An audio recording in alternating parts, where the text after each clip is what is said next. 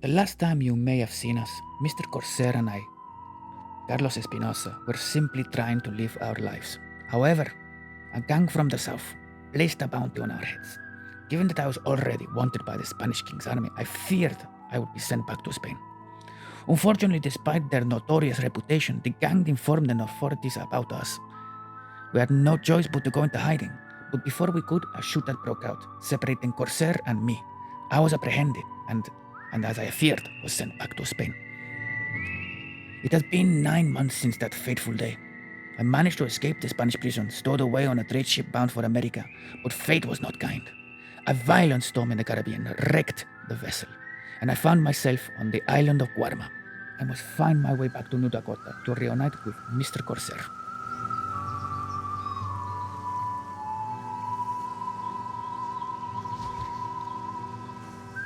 I got up and I looked around, and I just did not know where I was.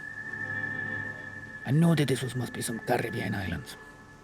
But it was soon that I'd find out that this was Guarma.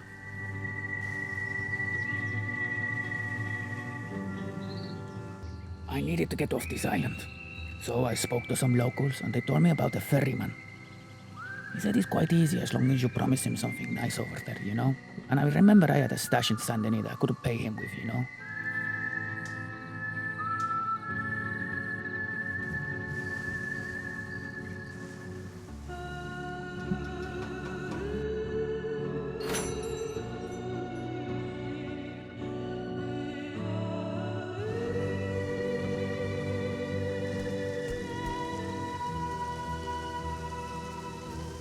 Oh, I forgot how beautiful this city. But I needed to find my stash. I had some coins, some gold, you know, some things to sell so I can buy myself some weapons and, you know, some stuff to keep myself defended, you know?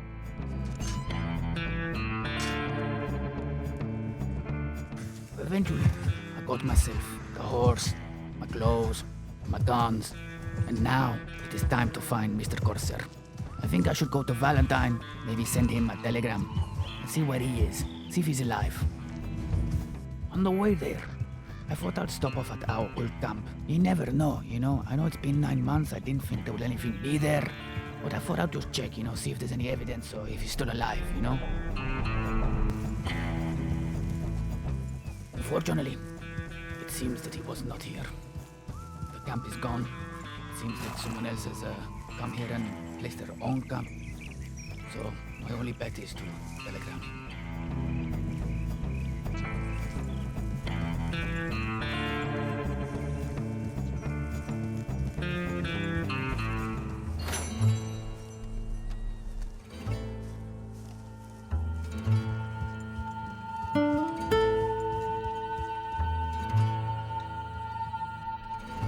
Hola, Mr. Corsair. Are you alive? I managed to get back to America. Message me when you can. Adios, Carlos Espinosa.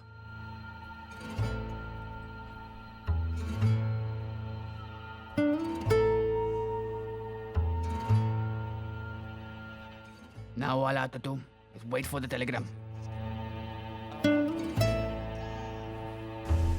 Later that night, Mr. Corsair did get back to me. But there was something different about him. He now is not called Corsair and had to change his name to George Lockhart. He said to meet him at Strawberry. He said that he would explain more in detail and tell me what is going on since, you know, we've both been missing for 9 months.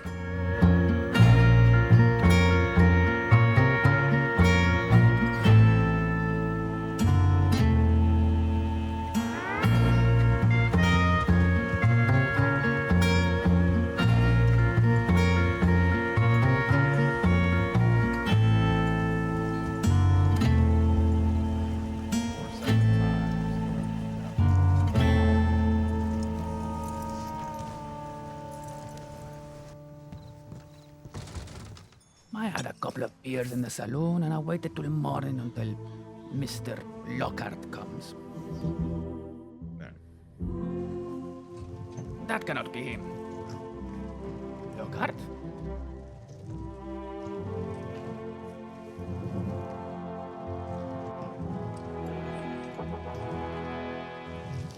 Jesus Christ, it has been a minute. Mr. Espinosa as I live and breathe. Holy shit, man. Is that you? What was with the hair? Listen, it's been a goddamn experience since that week. All right, I've had to move everything. I've had to hide everything. I paid a whole like most of the $90,000 there. I paid the fence to registration papers, like family tree, everything. Like I'm the same man, but the new man. I see. Okay. Well, it suits you, to be fair. Yeah. Well, thank you. I appreciate that. It's been a difficult little bit here rebuilding. Yeah, I know.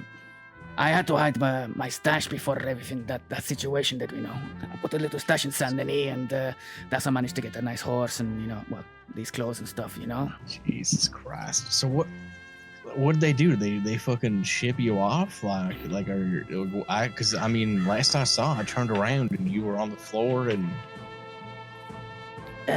Well, yes, that's...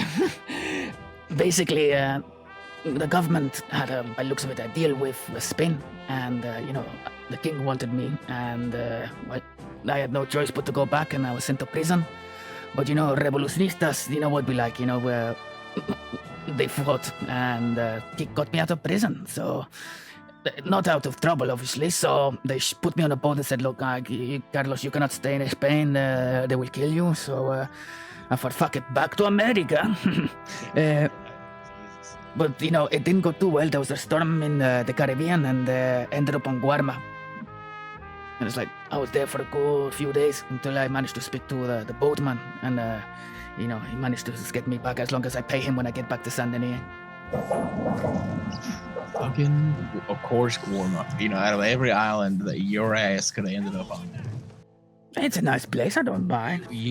I'm more just saying, like, out of all the islands out there, you managed somehow to land on the one that you knew. Well, we both have a bit of money on our backs, since the stashes that we had. We could set up a camp and maybe get some people. You wouldn't even believe me if I told you.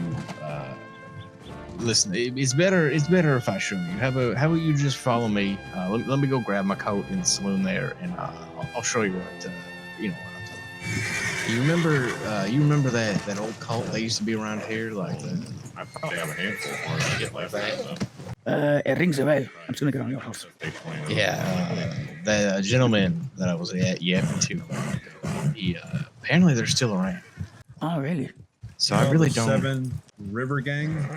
Yeah, I really don't want to be around here any longer than I have to. You know what I mean? They're still taking body parts from people. Pinkies, kidneys. Oh, I remember those people. Yes. They ain't fucking changed, those absolute crazies. Because not only did they get us, they got sangria too. Oh, well, that's good. Yeah. I mean, thank Jesus for it. We prison labor in Spain, and one of the things was just basically transporting all the iron that the prison labor miners were doing, And I kind of got likened to it, I couldn't send you a message to let you know I was alive. That was the only problem. No, I mean, I get it. Yeah, they're watching the telegrams for sure. I understand. I mean, it's why I got the new registration. All right, here we are. It ain't much, but it's something. Now, the tent across from mine, you can probably take. I'm assuming the girls will be happy just to sleep together in the bed there with Ellie's tent, because they kind of be doing it anyway. So we've had that spare one.